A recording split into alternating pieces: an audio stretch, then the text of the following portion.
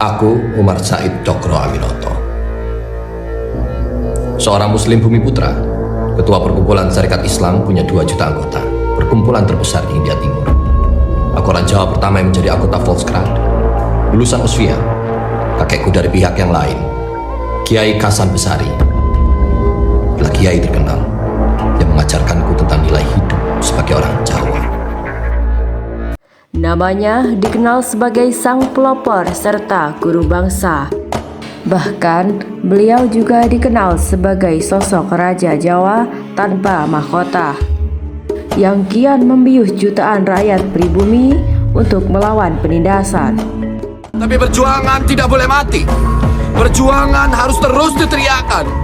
Selain sebagai pemimpin Sarekat Islam yang mewakili suara Islam serta rakyat pribumi melalui pemikiran dan perjuangannya, beliau telah memberikan perubahan arah perjalanan bangsa Indonesia serta sebagai pergerakannya demi kemerdekaan bangsa Indonesia. Itulah sosok Haji Raden Mas Umar Said Cokro Aminoto, atau yang lebih dikenal dengan HS Cokro Aminoto, yang merupakan seorang pelopor pergerakan, pemikir hingga seorang guru bangsa, yang mana melahirkan tokoh-tokoh penting dalam pergerakan nasional Indonesia seperti Soekarno, SM Kartosuwiryo, Muso, Alimin Semaun, dan masih banyak lagi tokoh-tokoh pergerakan lainnya.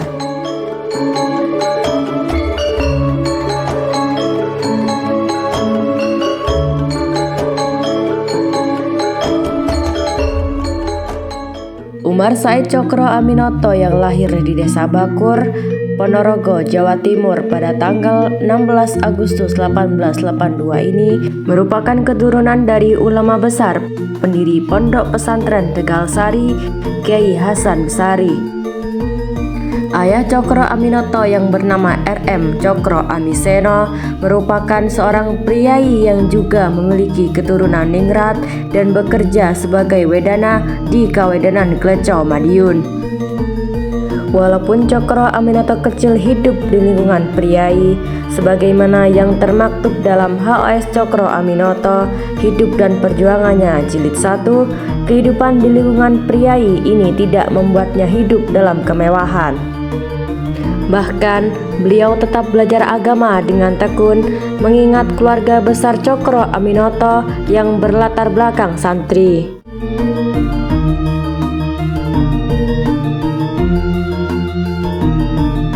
Cokro kecil memulai pendidikan dasarnya di sekolah Belanda yang berada di Madiun, Jawa Timur. Kemudian, beliau melanjutkan pendidikannya di Osvia Magelang, yang mana kala itu sekolah Osvia ini memang diperuntukkan untuk kaum-kaum ningrat dan bangsawan. Kala itu, Cokro kecil yang memiliki keturunan ningrat jelas saja mampu bersekolah di sekolah ala Eropa. Memasuki tahun 1907, Cokro Aminoto memutuskan untuk pindah ke Surabaya dan bekerja pada sebuah firma yang bernama Koi & Co di Surabaya. Cokro Aminoto muda tinggal di Jalan Gang Peneleh, di tepi Sungai Kalimas, Surabaya. Selain dijadikan sebagai tempat tinggal, Cokro Aminoto juga menjadikan rumahnya sebagai asrama, serta tempat untuk belajar dan berdiskusi bagi para pemuda, sehingga banyak pemuda yang belajar di rumah Cokro Aminoto. Cokro Aminoto yang memutuskan untuk pindah ke Surabaya. Selain bekerja, beliau juga melanjutkan pendidikan tambahan di sekolah BAS atau berjelik Avon School sampai tahun 1910.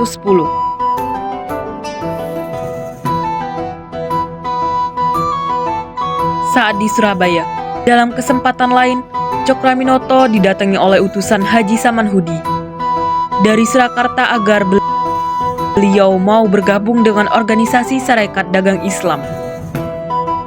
Organisasi Sarekat Dagang Islam atau SDI yang didirikan oleh Haji Samanhudi di Surakarta pada tanggal 16 Oktober 1905 ini, sebagaimana yang termaktub dalam Gerakan Modern Islam di Indonesia.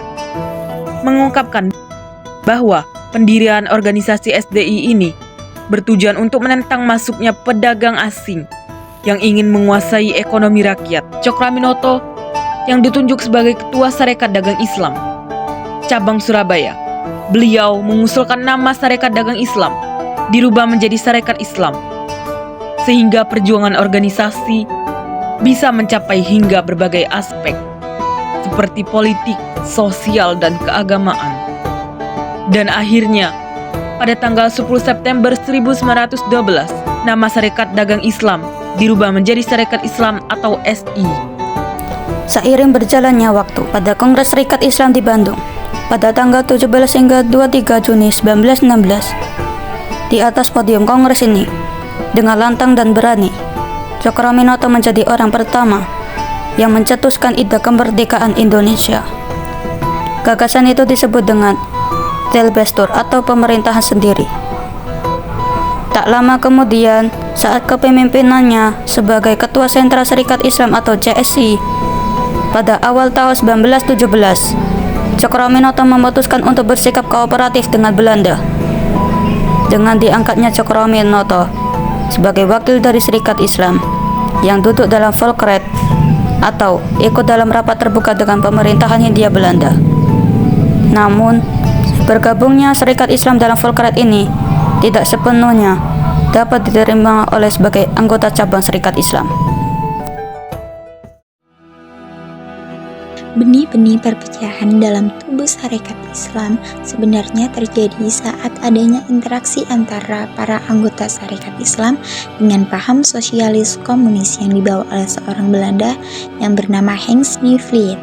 Ia datang ke Jawa pada tahun 1913 dan setahun setelah kedatangannya di Jawa pada tahun 1914, ia mendirikan ISDF atau Perserikatan Sosial Demokrat Hindia, yang mana ISDF inilah yang berhasil mempengaruhi beberapa tokoh Sarekat Islam yang berada di Semarang, seperti Semaun, Darsono, Alimin, dan beberapa tokoh Sarekat Islam lainnya.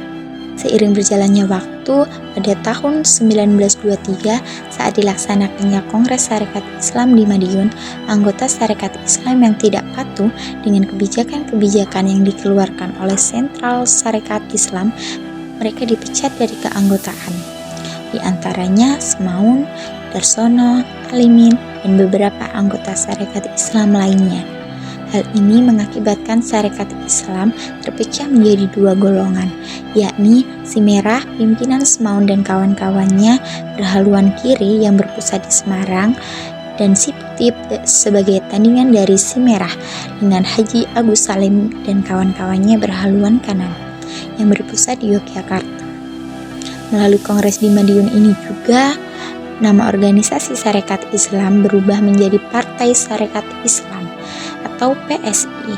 Kemudian pada tahun 1930 perubahan dalam organisasi PSI kembali dilakukan dan pada akhirnya nama Partai Sarekat Islam atau PSI berubah menjadi Partai Sarekat Islam Indonesia atau PSII.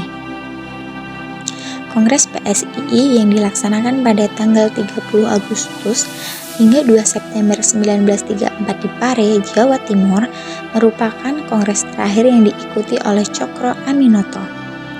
Dalam kongres ini, kesehatan Cokroaminoto mulai melemah. Hingga pada akhirnya, pada hari Senin tanggal 17 Desember 1934, Raden Mas Umar Said Cokroaminoto atau Haji Umar Said Cokroaminoto menghembuskan nafas terakhirnya.